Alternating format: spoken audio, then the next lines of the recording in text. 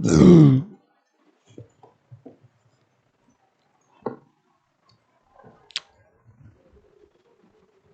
Morning મિત્રો.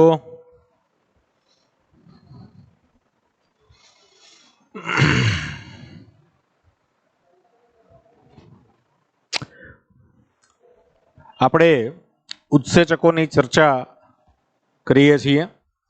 આપણે એની અંદર 2-3 ટોપિક છે એ પૂરા કર્યા છે.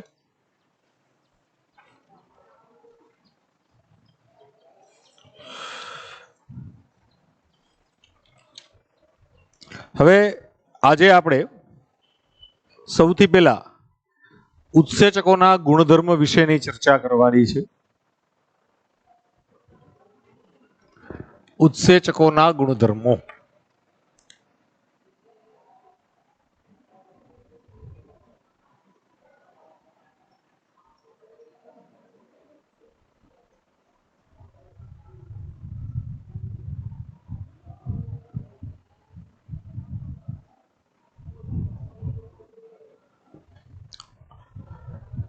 ઉત્સેચકોના ગુણધર્મો. Characteristic of enzyme.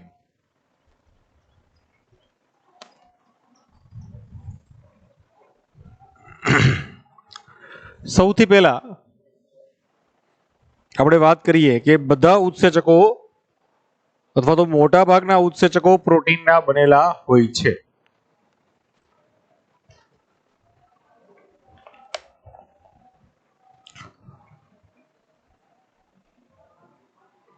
બધા જ ઉત્સેચકો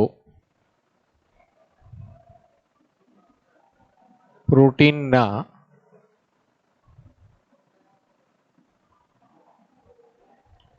બનેલા હોય છે. અમુક કિસ્સામાં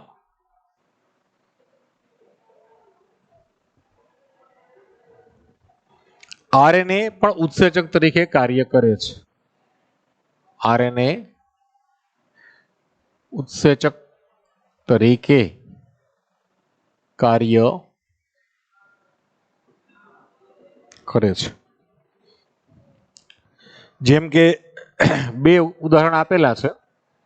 એક છે આરએનએસપી, આરએનએએસઈ પી. આ એક ઉત્સેચક છે જેને આપણે રિબોન્યુક્લિયસ પી તરીકે ઓળખીએ છીએ.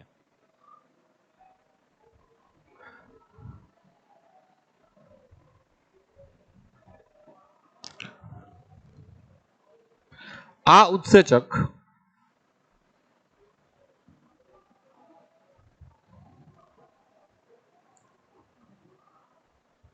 HNRNA માંથી tRNA ને મુક્ત કરવા માટે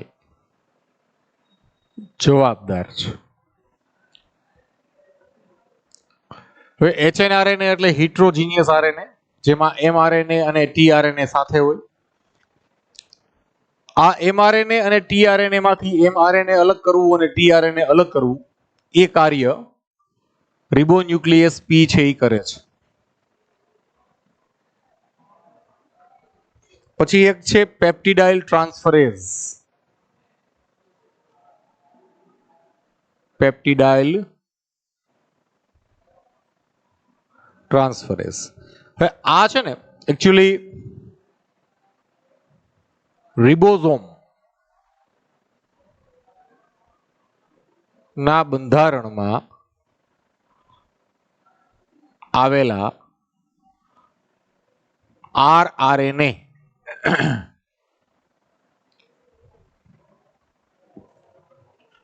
ના 23S પેટા એકમ છે. બરોબર, જે ઉત્સેચકીય કાર્ય કરશે. 23S rRNA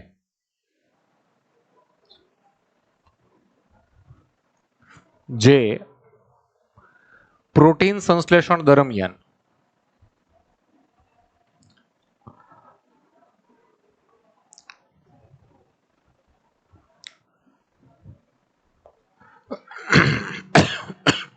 ઉપયોગી છે. આનું શું કાર્ય છે એ અત્યારે ખ્યાલ નહીં આવે.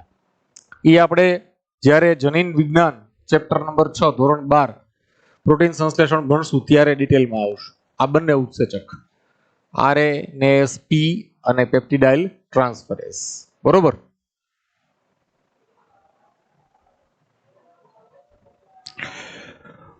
પછી બીજો ગુણધર્મ પ્રોટીનની જેમ જ પ્રોટીનની માફક ઉત્સેચકો પણ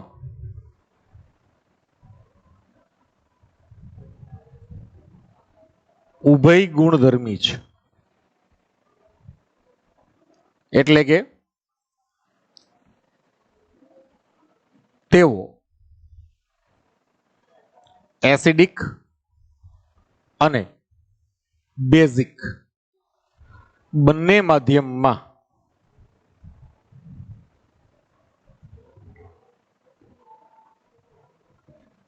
આયનીકરણ પામી શકે છે.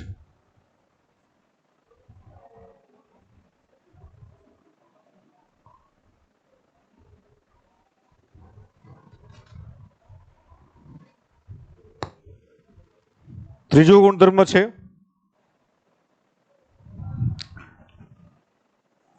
મોટા ભાગના ઉત્સેચકો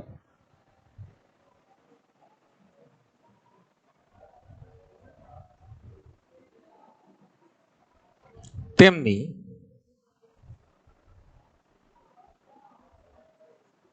કાર્ય પદ્ધતિમાં દ્વિમાર્ગી છે.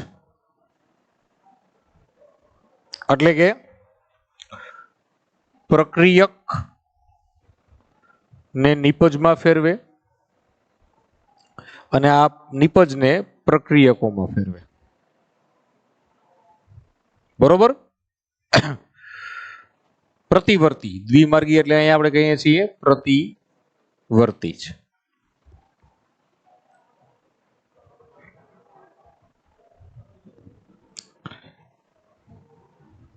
ચોથો ગુણધર્મ પ્રોટીનની માફક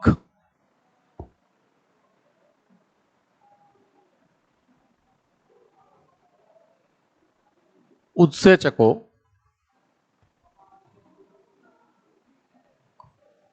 કલીલીય બંધારણ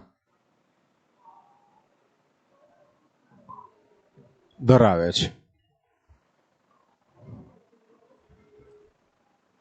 માટે તે પ્રક્રિયા થવા માટે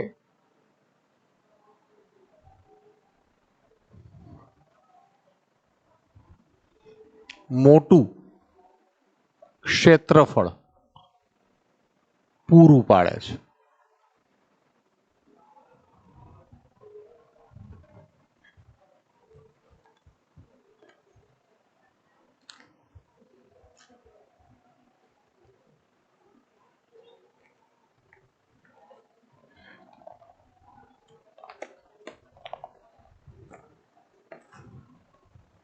મોટા ભાગના ઉત્સેચક અથવા તો ઉત્સેચક મોટે ભાગે ઉત્સેચકો મોટે ભાગે મહાઅણુઓ છે.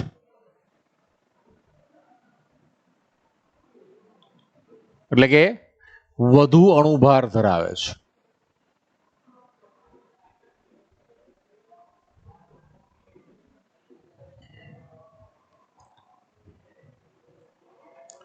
ઉદાહરણ આપેલું છે. પેરોક્સિડેઝ કરીને એક ઉત્સેચક છે. તે 40,000 ડાલ્ટન અણુભાર ધરાવે. આ સૌથી નાનું અણુભાર ધરાવતું ઉત્સેચક છે. સૌથી નાનો અણુભાર ધરાવતું ઉત્સેચક.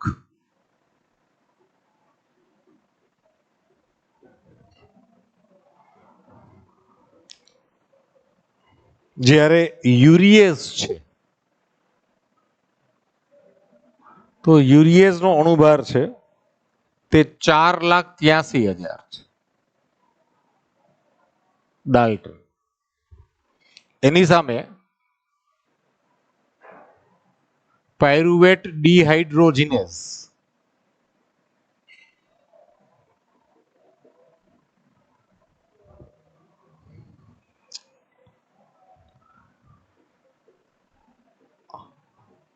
48 લાખ ડાલ્ટન નો અણુભાર ધરાવે છે. તમે જુઓ તો ખરા.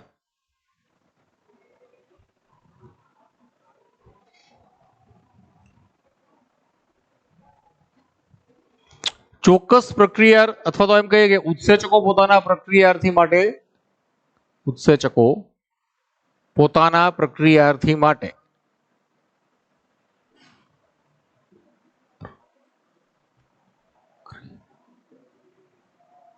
ચોક્કસ હોય છે.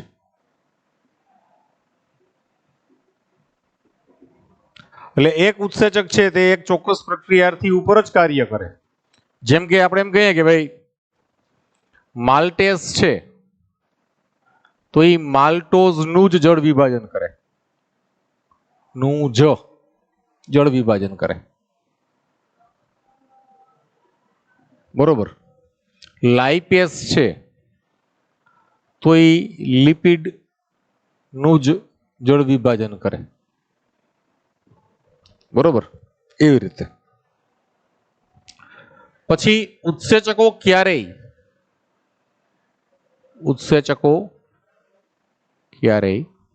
પ્રક્રિયા દરમિયાન વપરાય જતા નથી.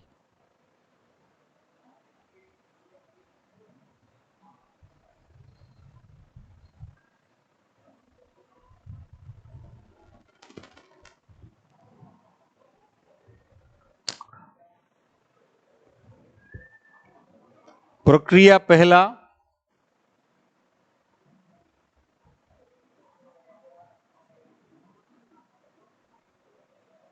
અને પ્રક્રિયા બાદ ઉત્સેચકો નું ત્રિપરિમાણ સ્વરૂપ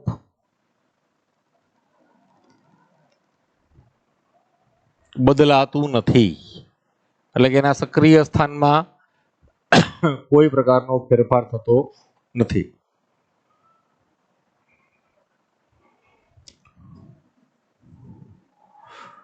ઉત્સેચકોની ક્રિયાશીલતા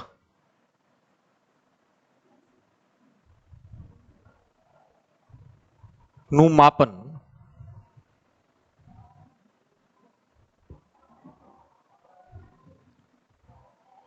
તેના ડેલ્ટા પી અપોન ડેલ્ટા ટી એટલે કે ટર્ન ઓવર નંબર પર આધાર રાખે છે.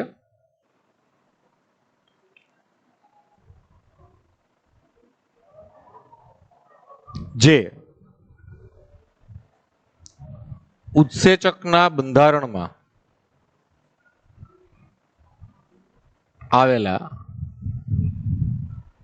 સક્રિય સ્થાન એટલે કયું સ્થાન? તો કે પ્રક્રિયાર્થી જોડાણ સ્થાન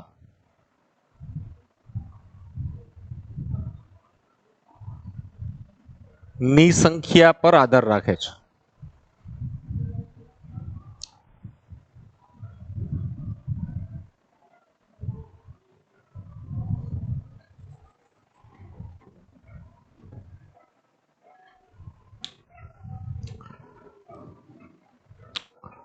આ ઉત્સેચકોના ગુણધર્મની ચર્ચા કરીએ.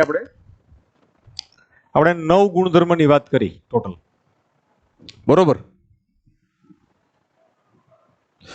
એની અંદર આપણે પહેલા ગુણધર્મ એ કીધો કે બધા ઉત્સેચકો પ્રોટીનના બનેલા છે. મોટા ભાગના ઉત્સેચકો પ્રોટીનના જ બનેલા હોય, પણ અમુક કિસ્સામાં આરએનએ પણ ઉત્સેચકીય કાર્ય કરે છે. જેમ કે આરએનએસપી કીધું, રિબોન્યુક્લિયસ પી. આ ઉત્સેચક ડીએનએ માંથી જ્યારે આરએનએ બનવાની ક્રિયા થાય ને તો એને પ્રત્યાંકન કહેવાય. આ પ્રત્યાંકન થતું હોય ત્યારે એની અંદર સંદેશક આરએનએ એટલે કે એમઆરએનએ પણ હોય અને વાહક આરએનએ એટલે કે ટીઆરએનએ પણ હોય. બરોબર. આ બંને ભેગા હોય. તો આ બંને આરએનએ ભેગા હોય એને આપણે એચએનઆરએનએ કહીએ છીએ. બરોબર. એટલે કે હિટ્રોજીનિયસ આરએનએ, વિષમ આરએનએ. બરોબર. તો આ એચએનઆરએનએ માંથી ટીઆરએનએ અને એમઆરએનએ ને જુદા પાડવા માટે આ ઉત્સેચક જોઈએ છીએ, રિબોન્યુક્લિયસ પી. બીજું એક છે પેપ્ટિડાઇલ ટ્રાન્સફરેઝ, બરોબર. તો આ પેપ્ટિડાઇલ ટ્રાન્સફરેઝ છે તે રિબોસોમના બંધારણમાં આવેલા આરઆરએનએ ના 23S પેટા એકમ છે જે પ્રોટીન સંશ્લેષણ દરમિયાન ઉપયોગી છે. મિત્રો તમને કદાચ યાદ હશે, આપણે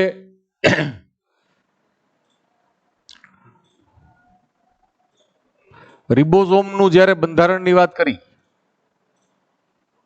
બરોબર, ત્યારે આ ટાઈપનું આખી રચના બનાવી હતી, યાદ આવે છે? તો આ જે મોટો પેટા એકમ હતો એમાં આપણે 3 સ્થાન કીધા હતા,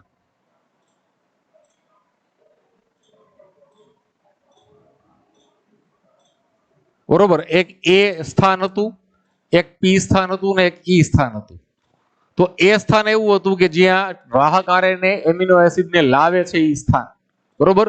પી સ્થાન એવું હતું કે જ્યાં ટીઆરએનએ ઉપર આવેલ પ્રતિસંકેત અને એમઆરએનએ ઉપર આવેલ સંકેત, બરોબર, બંને સામસામે જોડાય અને અહીંયાથી એમિનો એસિડને મુક્ત થાય અને પેપ્ટાઇડ બંધનું નિર્માણ થાય, બરોબર. તો એ પી સાઇટ એટલે જેને આપણે કહીએ છીએ કે પેપ્ટિડાઇલ ટ્રાન્સફરેઝ, એના ઉપર આ પી સાઇટ ઉપરથી પેપ્ટિડાઇલ ટ્રાન્સફરેઝ. અને અહીંયા આ જે ભાગ હોય આ આપણે કહીએ કે ભાઈ 60S નો એક પેટા એકમ છે, તો અહીંયા આ 23S પેટા એકમ આવેલો હોય એની અંદર, બરોબર.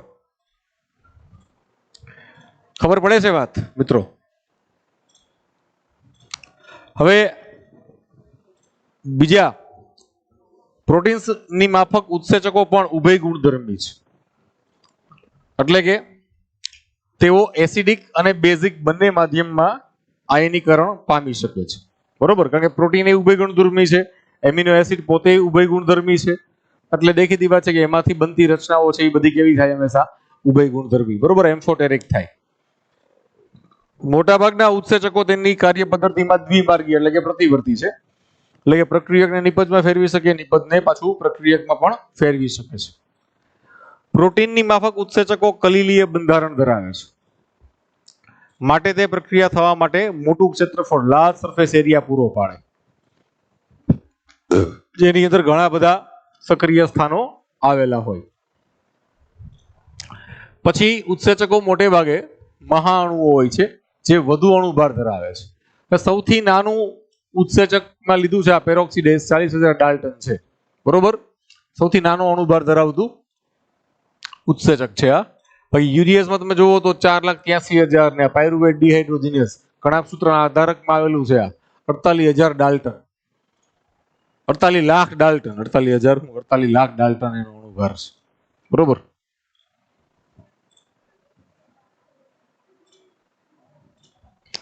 ઉત્સેચકો પોતાના પ્રક્રિયાર્થી માટે ચોક્કસ હોય છે. એક ઉત્સેચક બીજા પ્રક્રિયાર્થી ઉપર કાર્ય ન કરી શકે, આ ખાસ યાદ રાખવાનું. જે પ્રક્રિયાર્થી માટેનું ઉત્સેચક હોય તેનું જે કાર્ય થઈ શકે એ સિવાય બીજું કોઈ કાર્ય થઈ શકે નહીં. જેમ આ તાળાકૂચી સિદ્ધાંત છે, ફિશર મોડેલ કહેવાય એને, કે જેમ ચોક્કસ તાળા માટે ચોક્કસ ચાવી હોય એવી રીતે ચોક્કસ પ્રક્રિયાર્થી માટે ચોક્કસ ઉત્સેચક હોય, બરોબર. ને આપણે તાળાની અંદર ચાવી છે, બરોબર, ઈ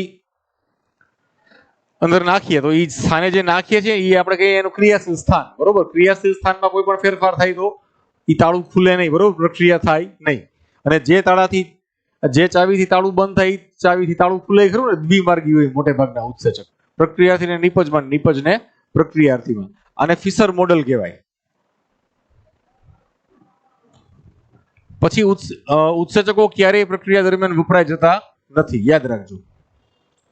ઉત્સેચકો માત્ર સક્રિયકરણ શક્તિને ઘટાડે છે અને પ્રક્રિયકને વધુ સક્રિય કરે છે, જેથી કરીને પ્રક્રિયા છે તે ઓછા ઉર્જાના ખર્ચે અને ઝડપથી પૂર્ણ થાય. આ એનું કાર્ય છે, મીડિયેશન કરે છે. પ્રક્રિયા પહેલા અને પ્રક્રિયા બાદ ઉત્સેચકો તેનું ત્રિપરિમાણિક સ્વરૂપ બદલતા નથી. ઉત્સેચકોની ક્રિયાશીલતાનું માપન તેના ડેલ્ટા પી અપોન ડેલ્ટા ટી એટલે કે ટર્નઓવર નંબર ઉપર થાય છે, જે ઉત્સેચકોના બંધારણમાં આવેલ સક્રિય સ્થાન એટલે કે પ્રક્રિયાથી જોડાણ સ્થાનની સંખ્યા પર આધાર રાખે છે. જેમ જેમ સક્રિય સ્થાનની સંખ્યા વધુ, પ્રક્રિયાથી જોડાણ સ્થાન વધુ હોય તેમ ઉત્સેચક છે તે વધુ પ્રમાણમાં પ્રક્રિયાર્થીને નિપજમાં ફેરવી શકે, તો આ ઉત્સેચક છે તે વધુ કાર્યક્ષમ છે એવું કહી શકાય છે, બરોબર. તો આ ઉત્સેચકોના ગુણધર્મની વાત કરી. સૌથી પહેલા એનો સ્ક્રીનશોટ લઈ લ્યો બધા.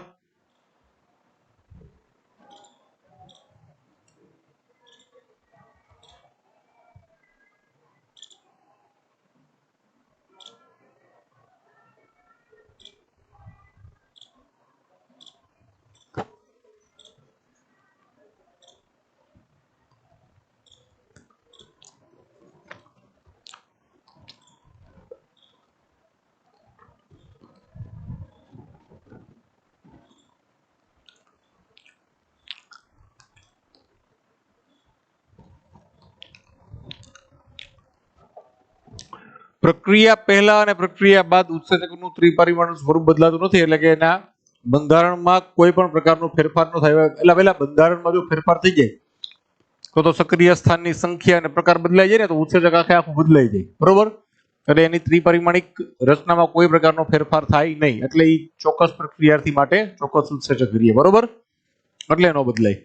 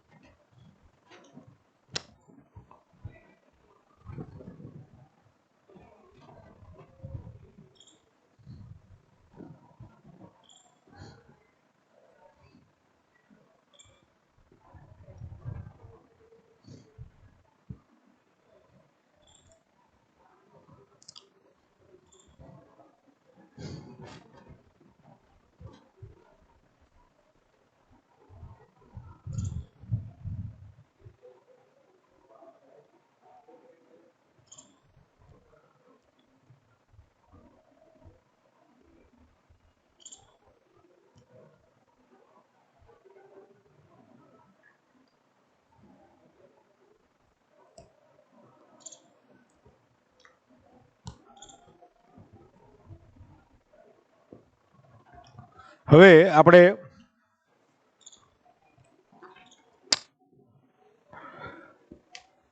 બીજા પ્રકારના ઉત્સેચકોની વાત કરીએ. એક છે આઇસોઝાઇમ અથવા આઇસો એન્ઝાઇમ. આમાં સમઘટકતાના નિયમ લાગુ પડે છે અમુક.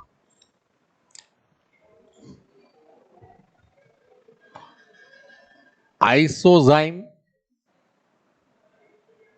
કે આઇસો એન્ઝાઇમ.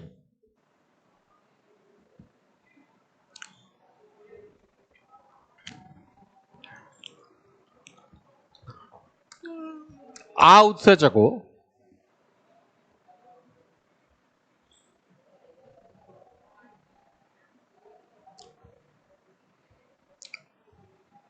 મૂળ ઉત્સેચક થી સહેજ ભિન્ન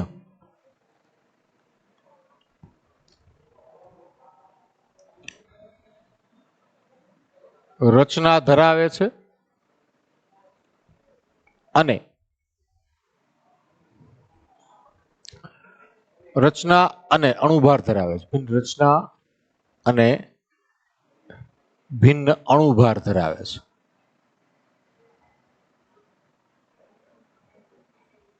પરંતુ બંને એક જ પ્રક્રિયાર્થી પર કાર્ય કરે છે.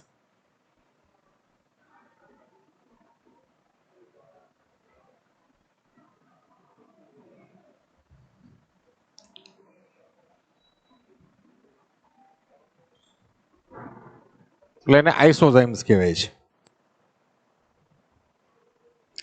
પછી એક બીજા પ્રકારના ઉત્સેચક છે એ એલોસ્ટેરિક ઉત્સેચક છે.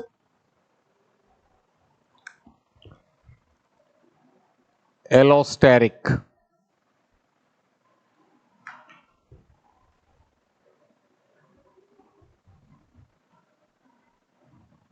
ઉત્સેચકો.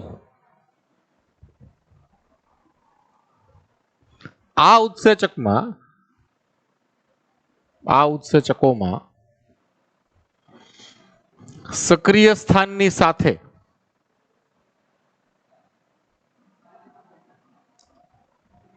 એક અન્ય સ્થાન, એક અન્ય ચોક્કસ સ્થાન આવેલું હોય છે જે તેની કાર્યક્ષમતાનું નિયંત્રણ કરતું હોય છે.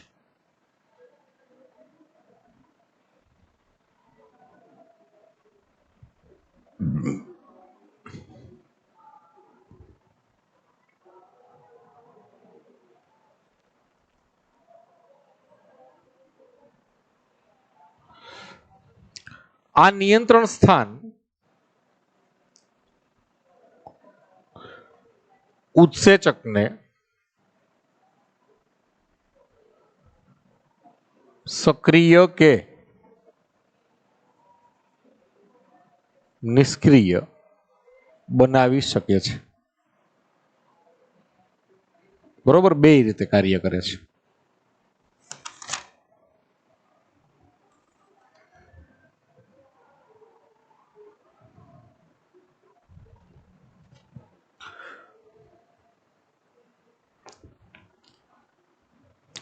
પછી સક્રિયકરણ ઉર્જા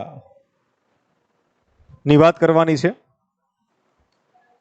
અંતરોષ્મીય અને બાહ્યોષ્મીય પ્રક્રિયાની અંદર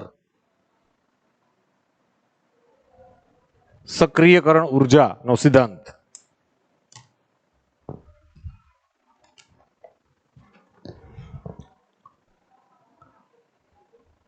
આંતરોષ્મીય,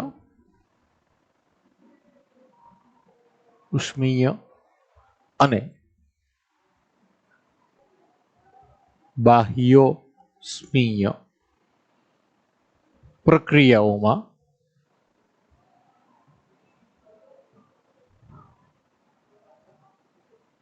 સક્રિયકરણ ઉર્જા. હવે સક્રિયકરણ ઉર્જા એટલે શું? તો કે પ્રક્રિયકને સક્રિય કરવા માટે આપવી પડતી જરૂરી ઉર્જાને સક્રિયકરણ ઉર્જા કહે છે. પ્રક્રિયકોને પ્રક્રિયામાં ભાગ લેવા માટે, બરોબર, એટલે કે સક્રિય કરવા માટે જરૂરી ઉર્જા ને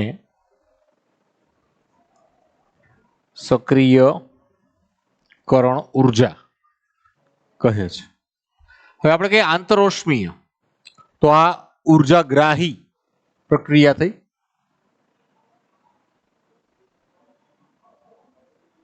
અને આ ઉર્જા ત્યાગી પ્રક્રિયા થઈ. બાહ્યોષ્મીય એટલે બીજું આપણે ઉર્જા ત્યાગી પ્રક્રિયા કહીએ છીએ, અથવા તો ઉષ્મા ત્યાગી પ્રક્રિયા પણ કહેવાય. ત્યારે આને આપણે ઉષ્માગ્રાહી પ્રક્રિયા કહીશું.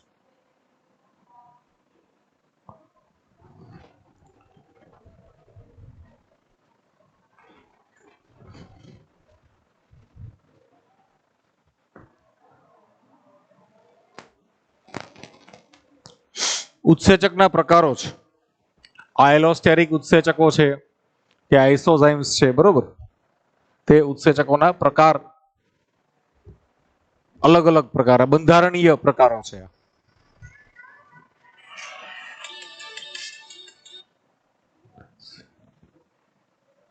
એક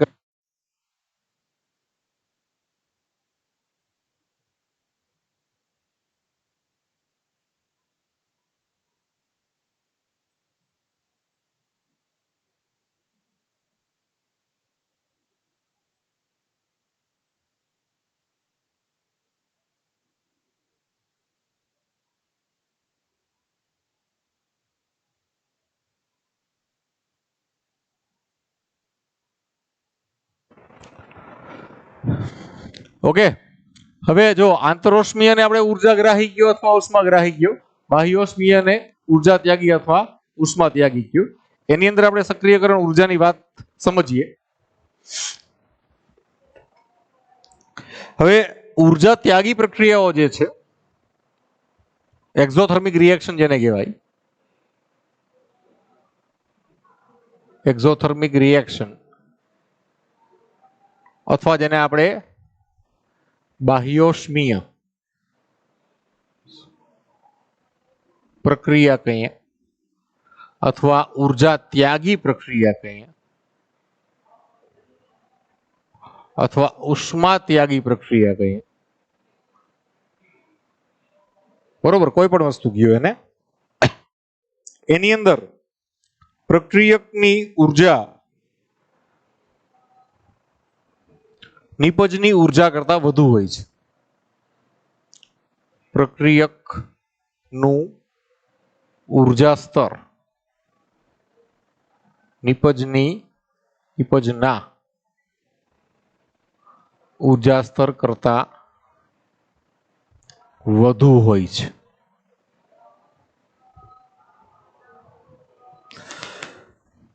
એટલે માટે પ્રક્રિયા દરમિયાન ઉર્જા મુક્ત થાય છે.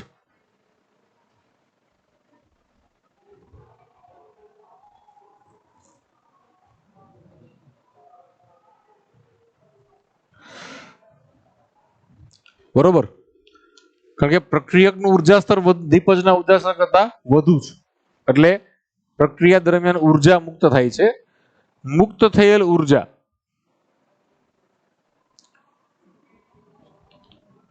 માંથી અમુક ઉર્જા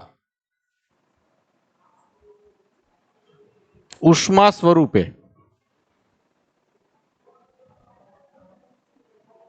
વ્યય પામે છે. બરોબર, આ ઉષ્મા સ્વરૂપે વ્યય પામે છે એટલે જ આપણે એને કેવી કહીએ છીએ કે ઉષ્મા ત્યાગી. બરોબર, જેમ કે શ્વસન છે ફોર એક્ઝામ્પલ, આ શ્વસનની અંદર આપણે જે કઈ પ્રક્રિયા કરીએ છીએ એને CO2 અને H2O, બરોબર, તો આ નિપજ છે ને આ પ્રક્રિયાર્થી છે, તો પ્રક્રિયાર્થીનું ઉર્જા સ્તર આના કરતા વધુ જ છે, એટલે આના દરમિયાન શું થાય તો કે ઉર્જા મુક્ત થાય. આનો ઉપયોગ છે એ બે વસ્તુમાં થાય, એક તાપમાન શરીરનું જાળવાય અને બીજું આ જ ઉર્જાનો ઉપયોગ છે એ એટીપી નિર્માણમાં થાય. બરોબર, બે જગ્યાએ આ ઉર્જાનો ઉપયોગ થશે. બરોબર, કારણ કે આપણે કીધું છે કે મુક્ત થયેલ ઉર્જામાંથી અમુક ઉર્જા તો ઉષ્મા સ્વરૂપે વ્યય થાય. આ તો થર્મોડાયનેમિક્સનો નિયમ છે, એમાં મારું તમારું કોઈનું હાલે નહીં. બરોબર, થર્મોડાયનેમિક્સના નિયમ પ્રમાણે કાર્ય થાય એની અંદર.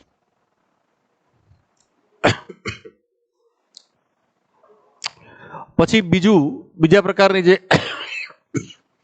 સોરી એ આંતરોષ્મીય પ્રક્રિયાઓ છે અથવા તો એન્ડોથર્મિક રિએક્શન.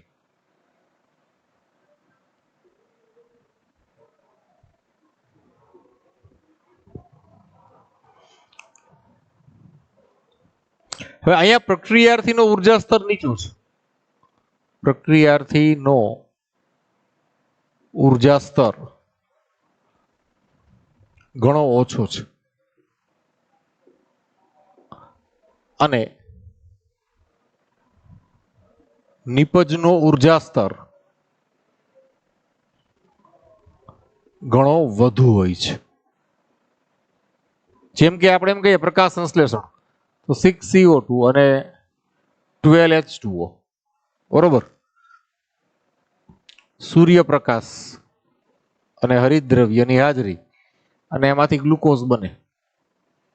તો આનો તમે ઉર્જા સ્તર જોવો તો કાંઈ નથી, આનામાં ઘણી બધી ઉર્જા છે.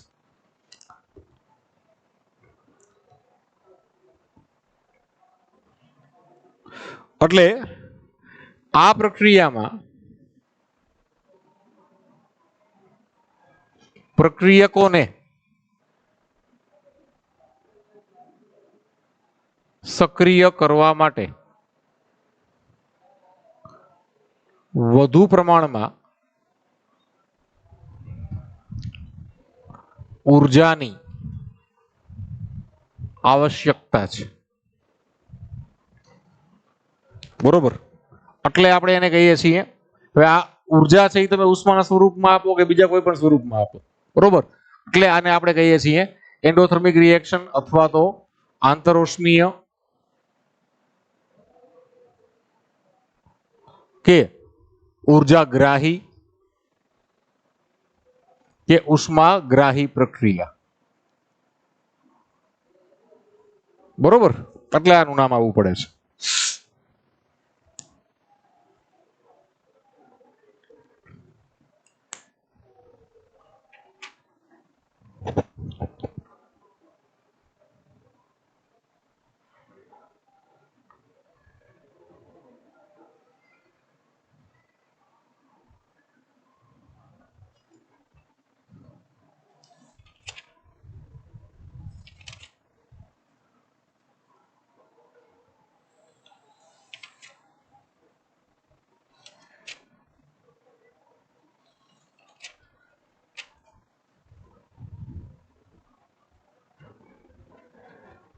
ઓકે,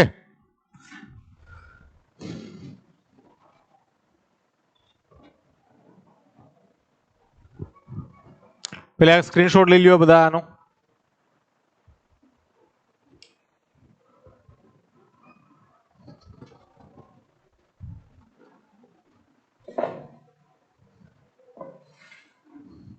હજી ઉત્સેચકોનું વર્ગીકરણ અને કાર્ય પદ્ધતિ ને એ બધું બાકી છે મિત્રો.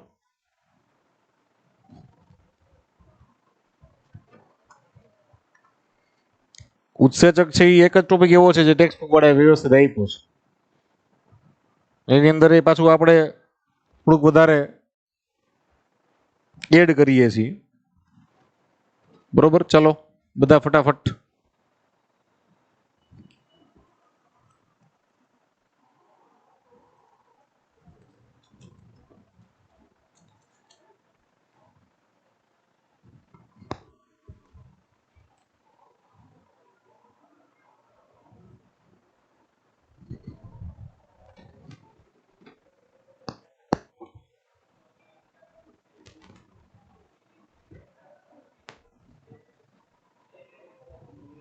સ્ક્રીનશોટ લઈ લ્યો બધા.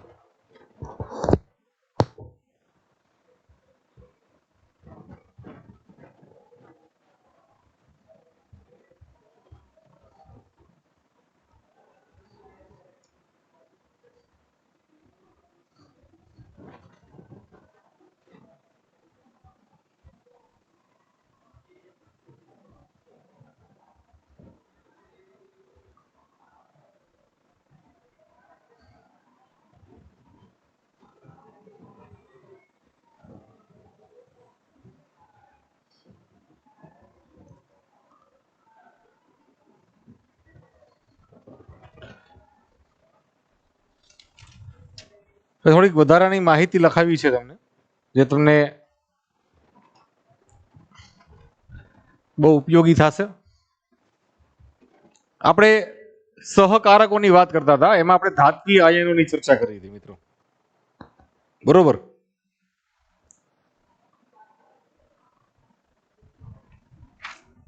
અમુક ધાત્વીય અને બિનધાત્વીય આયનો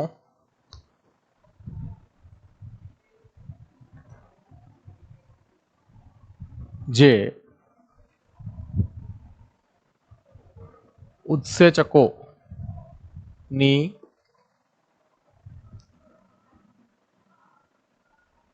ક્રિયાશીલતા માટે આવશ્યક છે. આની વાત કરીએ આજે.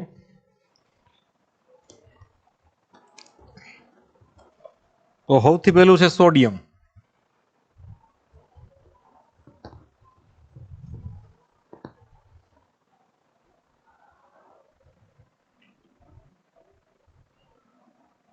સોડિયમ ને બધા ઓળખો છો. ઈ એટીપીએઝ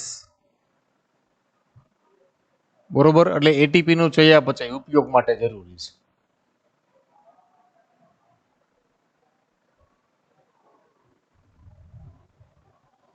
પછી બીજું છે ઝિંક. ઝિંક તો કાર્બોનિક એનહાઇડ્રેસ સૌથી પહેલું. આ તો આવ્યું તું ઉદાહરણ, કાર્બોનિક એનહાઇડ્રેસ. બરોબર, ક્યાં આવેલું હોય? રક્તકોષ. બીજું છે આલ્કોહોલ ડિહાઇડ્રોજિનેઝ.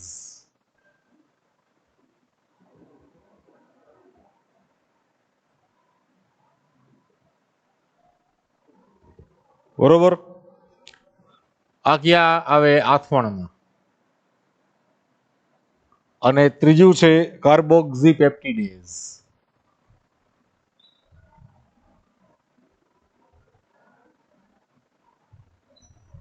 આ ઉત્સેચક ક્યાં આવે? પાચન માર્ગ. બરોબર, સ્વાદુપિંડનું ઉત્સેચક છે. પછી ત્રીજું છે મેંગેનીઝ, એમએન.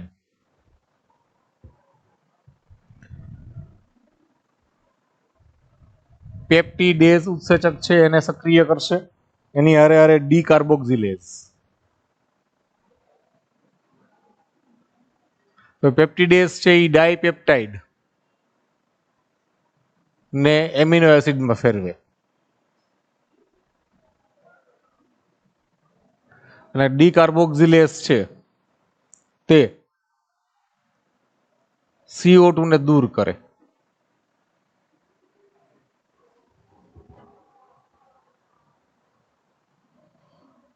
પછી મોલિબિડેનમ. બરોબર, MB એટલે મોલિબિડેનમ. તે નાઇટ્રેટ રિડક્ટેઝ, નાઇટ્રેટ રિડક્ટેઝ અને ડીનાઇટ્રોજિનેઝ, આ બે ઉત્સેચક ને સક્રિય કરે છે. અને આ બંને વનસ્પતિમાં છે. પછી એફી, ફેરસ લોહ તત્વ. કેટલેઝ, બરોબર, હિમ ગ્રુપ, હિમ સમૂહ ની અંદર છે. અને પેરોક્સિડેઝ, બરોબર. પછી સાઇટોક્રોમ ઓક્સિડેઝ, સાઇટોક્રોમ ઓક્સિડેઝ અને એકોનિટેઝ. હવે આ સાઇટોક્રોમ ઓક્સિડેઝ છે તે ઇલેક્ટ્રોન પરિવહન તંત્ર, ઇલેક્ટ્રોન પરિવહન તંત્રનું ઉત્સેચક છે. એકોનિટેઝ છે એ ક્રેબ ચક્રનું ઉત્સેચક છે.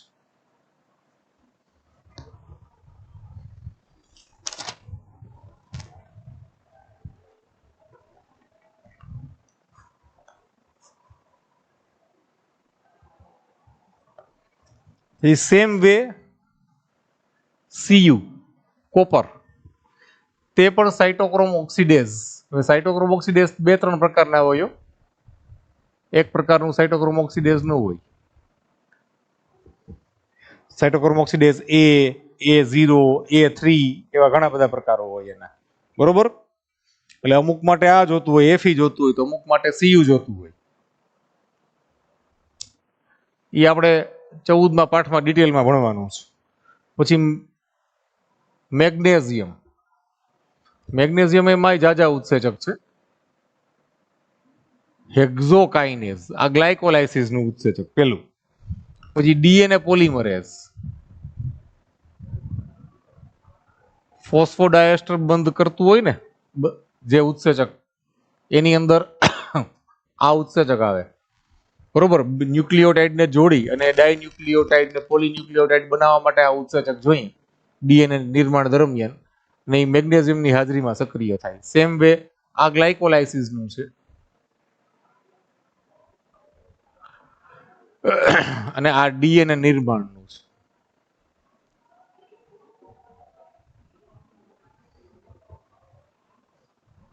પછી પાયરુવેટ કાઇનેઝ,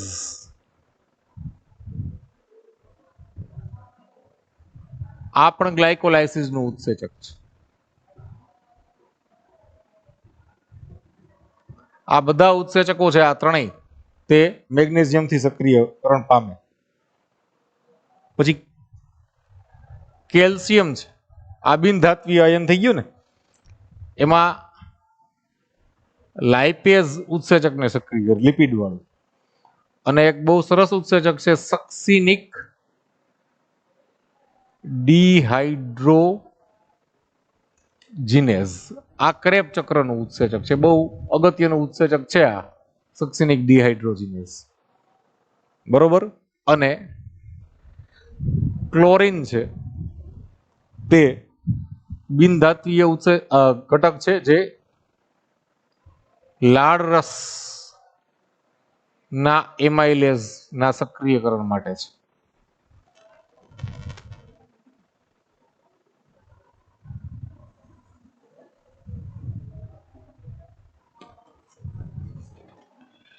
બરોબર.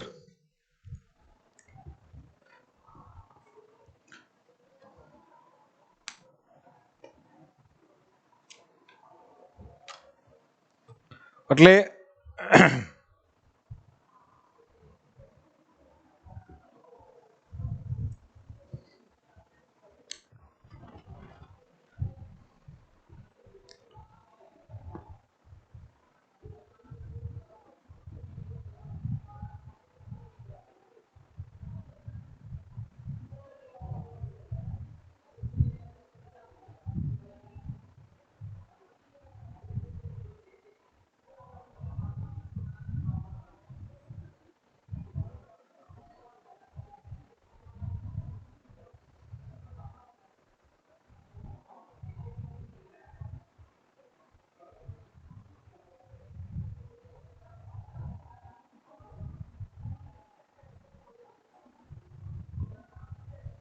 ટેક્સ્ટ બુક ની અંદર તમે જુઓ તો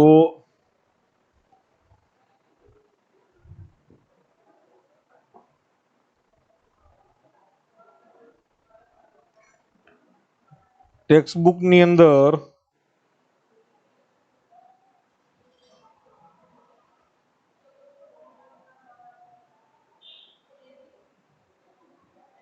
આપણે ઉત્સેચકો દ્વારા ઊંચા દરથી રાસાયણિક રૂપાંતર કેવી રીતે થાય છે એની વાત કરવાની છે અત્યારે.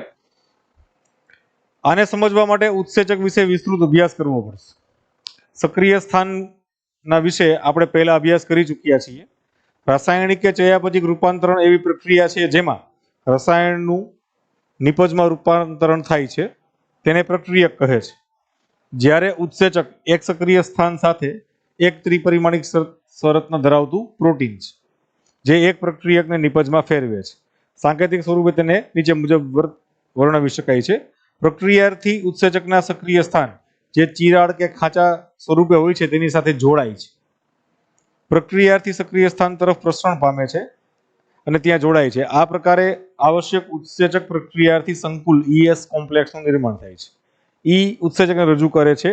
આ સંકુલનું નિર્માણ એ એક ક્ષણિક સમયની ઘટના છે કે તરત જ પ્રક્રિયાથી ઉત્સેચકના સક્રિય સ્થાન સાથે જોડાય તે દરમિયાન પ્રક્રિયાર્થીની નવી સંરચનાનું નિર્માણ થાય છે જેને સંક્રમણ અવસ્થા અથવા તો હવે આ અવસ્થા એવી છે કે જેની અંદર આ સંક્રમણ અવસ્થા એટલે હવે પ્રક્રિયક નથી, નિપજ નથી, એની વચગાળાની અવસ્થા છે. બરોબર. જેને સંક્રમણ અવસ્થા અથવા તો સંરચના કહે છે. તેના પછી તરત જ સ્વીકૃત બંધનું તૂટવું. હવે સ્વીકૃત બંધનું તૂટવું એટલે તો કે પ્રક્રિયાર્થીના બંધારણમાં જે બંધ આવેલા હોય, સહસંયોજક બંધ છે, આયનિક બંધ છે કે જે કઈ પ્રકારના બંધ છે તે બંધ તૂટે. બરોબર. અને વળી પાછા બીજા બંધ નિર્માણ પામે, તે પૂર્ણ થઈ જાય છે. પછી સક્રિય સ્થાન પરથી નિપજ મુક્ત થાય છે. બીજા શબ્દોમાં પ્રક્રિયાર્થીની સંરચના નિપજની સંરચનામાં ફેરવાય છે.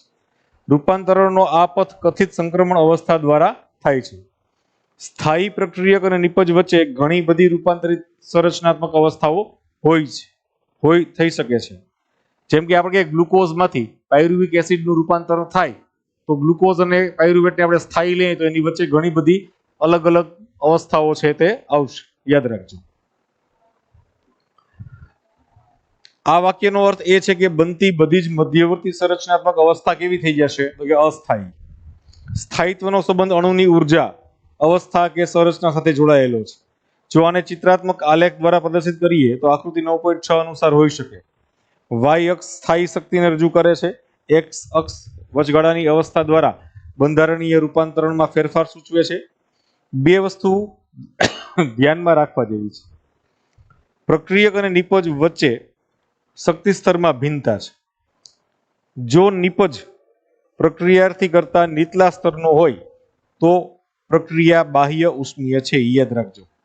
બરોબર, એટલે પ્રક્રિયકનું ઉર્જા સ્તર જો વધુ હોય અને નિપજનું ઓછું હોય, બરોબર, તો દેખીતી વાત છે કે આપણે જે ગ્લુકોઝમાંથી CO2 અને H2O મુક્ત કર્યા શ્વસન દરમિયાન, તો પ્રક્રિયકનું ઉર્જા સ્તર વધુ, નિપજનું ઉર્જા સ્તર નીચું, તો એ પ્રક્રિયા કેવી થઈ જશે?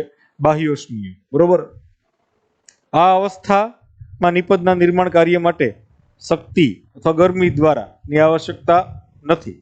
આમ છતાં બાહ્ય ઉષ્મીય પ્રક્રિયા કે સ્વયં પ્રવર્તિત પ્રક્રિયા અથવા અંતઃ ઉષ્મીય કે શક્તિ આવશ્યક પ્રક્રિયાઓમાં પ્રક્રિયાર્થીને ઉચ્ચ શક્તિ અવસ્થા કે વચગાળાની અવસ્થામાંથી પસાર થવું પડે છે, જેને આપણે સંક્રમણ અવસ્થા કહીએ છીએ. પ્રક્રિયાર્થી અને વચગાળાની અવસ્થા વચ્ચે સરેરાશ શક્તિના તફાવતને સક્રિય શક્તિ અથવા તો જેને આપણે સક્રિયકરણ ઉર્જા કહીએ છીએ તે. ઉત્સેચક શક્તિ અવરોધનને ઘટાડી પ્રક્રિયકમાંથી નિપજના સરળ રૂપાંતરણમાં મદદ કરે છે. જો આની અંદર એક વસ્તુ બતાવી છે, ગ્રાફ જુઓ, ટેક્સ્ટ બુકની અંદરની આકૃતિ, બરોબર. હવે પ્રક્રિયાર્થીનું ઉર્જા સ્તર બતાવ્યું છે. હવે પહેલા તમે જો ઊંચો જે ગ્રાફ છે એની અંદર ઉત્સેચક વગર સક્રિય શક્તિ કેટલી બધી જોઈએ છીએ, બરોબર, ને નિપજ બને છે. સેમ વે ઉત્સેચક સાથે સક્રિય શક્તિ તમે જુઓ, બરોબર, તો એનું જે આવશ્યકતા છે સક્રિય શક્તિની સક્રિયકરણ ઉર્જાની તે ખૂબ જ ઘટી ગઈ છે અને નિપજ આપણને સેમ જ મળે છે બંનેમાં. પણ એક વસ્તુ એ છે કે સ્થાયી શક્તિ એટલે કે પ્રક્રિયાર્થીનું એક ઉર્જા સ્તર બતાવે છે, બરોબર, વચમાં જે લીટી છે એ એક જ પ્રક્રિયાર્થી છે, એમાં ઉત્સેચકની હાજરીમાં અને ગેરહાજરીમાં, જો ગેરહાજરી છે તો સક્રિયકરણ ઉર્જા છે જે તેને સંક્રમણ અવસ્થાએ પહોંચાડવા માટે આવશ્યક હોય છે તે ખૂબ જ વધુ માત્રામાં જોઈએ. પણ જો ઉત્સેચકની હાજરી હોય તો પ્રક્રિયાર્થીને સંક્રમણ અવસ્થાએ પહોંચાડવા માટે જે જરૂરી ઉર્જા, જેને આપણે સક્રિયકરણ ઉર્જા કહીએ છીએ, તેની આવશ્યકતા ખૂબ જ ઓછી થઈ જાય છે મિત્રો. બરોબર. હવે ઉત્સેચકોની કાર્ય પદ્ધતિ ની વાત આવશે, બરોબર, એ પછી આપણે નેક્સ્ટ ટાઈમ કરશું, નેક્સ્ટ લેક્ચરની અંદર. આનો એક સ્ક્રીનશોટ લઈ લેજો બધા. ઉત્સેચક હજી 2 લેક્ચર ચાલશે, કુલ 5 લેક્ચર થશે ઉત્સેચકના મિત્રો.